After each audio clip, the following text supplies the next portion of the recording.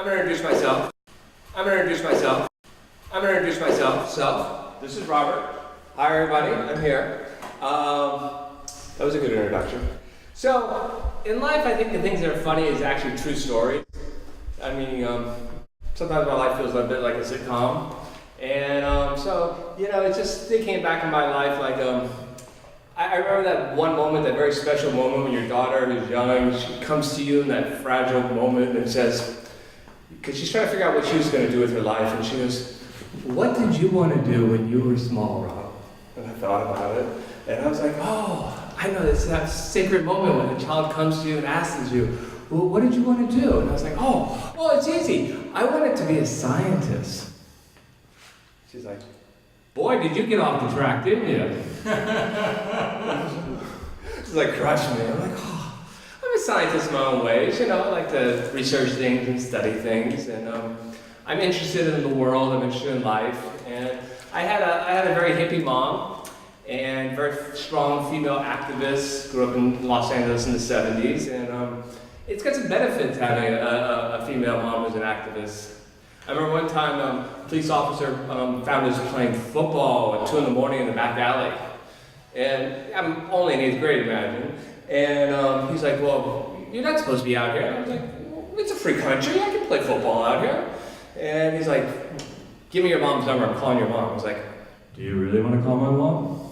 He's like, "Give me your mom's number." She called mom. I was like, and she chews him out. She says, "Get your hand off my son." Like, what do you mean? Like, it's a free country. And I was like, "Gee, officer, what did she say?" Yeah, she called me everything under the book and threatened to come down and I don't want to see you kids back here again. So, I had some great benefits. I love my mom dearly. She was a very spiritual person. I'm sure not too many kids grew up with not going to school because the latest psychic reading was there was an earthquake coming. I remember those days. You stay home and you wait for that earthquake, and it didn't happen. California's still there, in case you were wondering. And we had copper around the windows to keep the bad spirits out, and we had Epsom salts to ground ourselves. It was a very interesting childhood. So it was good. I missed a lot of school. It was fun. Speaking of that, I remember my daughter growing up, and she, we were always trying to get her to play hooky with us. And kids rebel in the funniest ways, like, she's like, "No, I'd rather clean my room." I'm like, "What kind of kid are you? Do you want to clean your room?" Like, it's weird. And I'm like, no, why don't you come to the beach with us? You don't need to go to school. And she was like, "I want to go to school." I'm like, "What do you mean you want to go to school?" So kids kind of rebel against their hippie parents. They become straight laced. It's kind of funny. I remember showing up at her school once, and I told to the teacher and say, "Hey, my daughter, we have an appointment today. I forgot to tell her. I need to take her out of school." And you see her walking up to me like, "What are you up to?" I'm like, "Oh, we have to go. We have to get a doctor's appointment. I forgot to tell you." She's like, "Okay." We're walking down the aisle, and I was like, "I got tickets for Harry Potter opening night right now. You'll be the first kid to see it." And she's like, "Really? You pulled me out of school for that?" So it's just really funny. So as I'm getting older, I have to start being brutally honest with myself, and it's really hard to be brutally honest with yourself. And like one of the things is like sexual maturity, and I was like, I'm an older guy, and my sexual maturity level would have to be somewhere around an 8th grader. I've decided, you're like, well, how is that? I mean, I get embarrassed. I blush. My palms get sweaty when a woman talks to me. I'm like, I look down. I actually had to train myself to look up at women's hairline because I found if you're looking down, I think you just can't impress. But so you look up all the time. You're like, "Oh, hi, yes." So, it's one of those things as males, but, it's just it's funny. And I never thought I'd get married. I didn't actually wake up one day and say, like, "I'm going to get married today. I'm going to ask that big question." Just in case you guys wonder how that happens, it wasn't like a planned thing.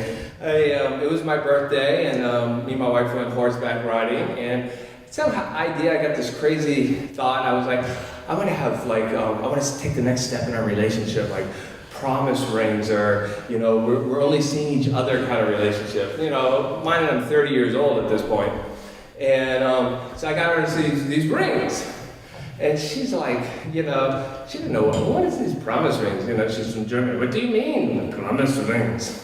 I'm like, it's a promise ring, you know, like we're only dating each other, you know?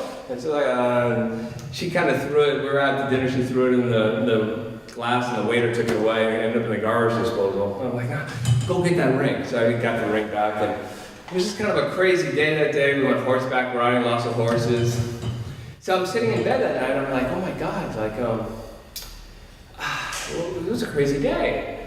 And I was like, you know, she didn't want a promise ring. She wants a real ring. I'm thinking to myself, like, oh my God. And I think I want to give it to her. And it was like lightning striking me. I was like, oh my God, like, and she's like, what? Just say it, just say it. I'm like, I can't.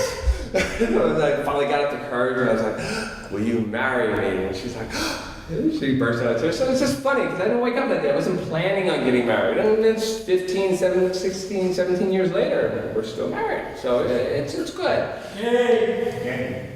So yeah, so you know, marriage is a fun thing. You know, it brings out the best and worst, and you know, it's just kind of like gives and thing. And I realize relationships sometimes it makes you have to like who you become in the relationship, you know, being who you are in relationship with this other person. So it's kind of interesting.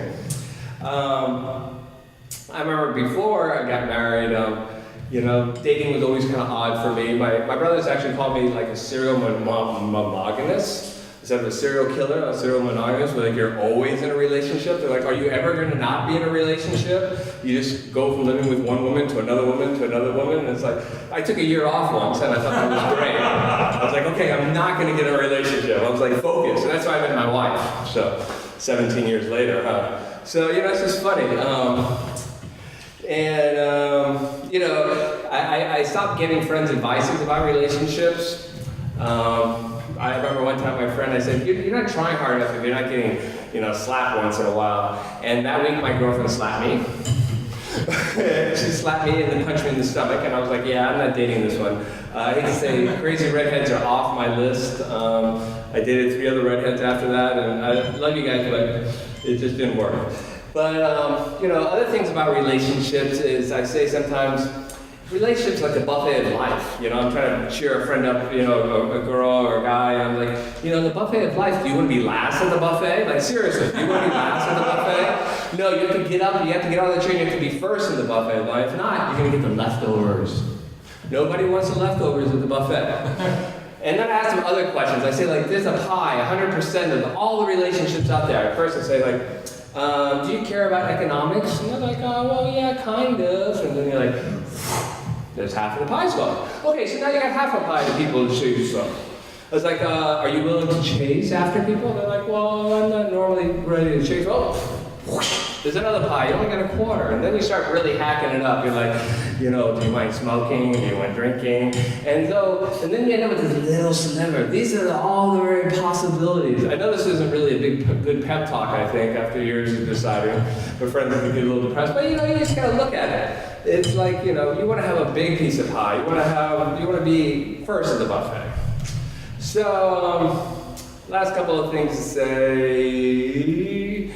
I wrote it down because I have my pocket thing. I like to talk, obviously, but I get lost sometimes.